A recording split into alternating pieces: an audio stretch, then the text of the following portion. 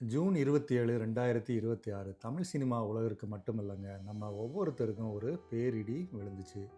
கதாசிரியர், இயக்குனர், நடிகர், இசையமைப்பாளர் அப்படின்னு பன்முக திறன் கொண்ட நம்ம அன்புக்கும் மதிப்புக்கும் உரிய பாக்யராஜ் சார் அவர்கள் 73 வயசில் திடீர் மாரடைப்பால் நம்மளை விட்டு பிரிஞ்சார். அவருடைய மரணத்திற்கு பின்னால் இருந்த கொடூரமான காரணம் என்ன தெரியுமா? அவருடைய இதயத்தில் இருக்கிற முக்கியமான எல்ஏடி இரத்த நாளத்தில் ஏற்பட்ட 100% அடைப்பு தான். பாக்யராஜ் சார் மாதிரி திடீர் மரணம் மாரடைப்பால் வந்திருந்தா அந்த குடும்பத்தில் உள்ளவர்கள் தங்களோட கொலஸ்ட்ரால் அளவு, அப்புறம் லைப்போ புரோட்டீன் ஏ அளவு மற்றும் கொரோனரி கால்சியம் ஸ்கோர் டெஸ்ட் பண்ணி அவங்களுக்கு ஹார்ட் அட்டாக் வரும் அபாயம் உள்ளதான்னு தெரிந்து கொண்டு அதற்கேற்ப பாதுகாப்பு முறைகளை செய்து கொள்ளலாம். இதிலிருந்து எப்படி தப்பிக்கலாம், எப்படி நம்மளை காப்பாற்றி கொள்ளலான்னு பார்ப்போம். உங்கள் பிபி சுகரை அப்பப்போ செக் பண்ணிக்கிறது முக்கியம்.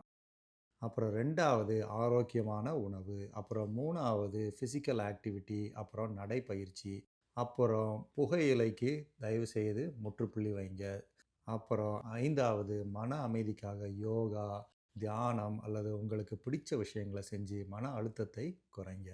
அப்புறம் 6வது முக்கியமானது மருந்துகளை தவிர்க்காதீங்க. உங்களுக்கு பிபி, சுகர் அல்லது கொலஸ்ட்ராலுக்கு மாத்திரை கொடுத்துருந்தா அதை தொடர்ந்து சாப்பிடுங்க.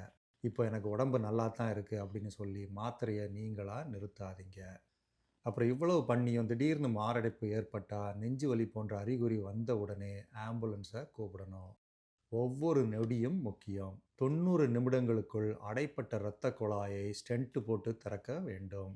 இப்படி இந்த ஸ்டென்ட் போட்டு இதை சிகிச்சை செய்வதனால் இறப்பு விகிதத்தை 20%லிருந்து 5% குறைக்க முடியும்.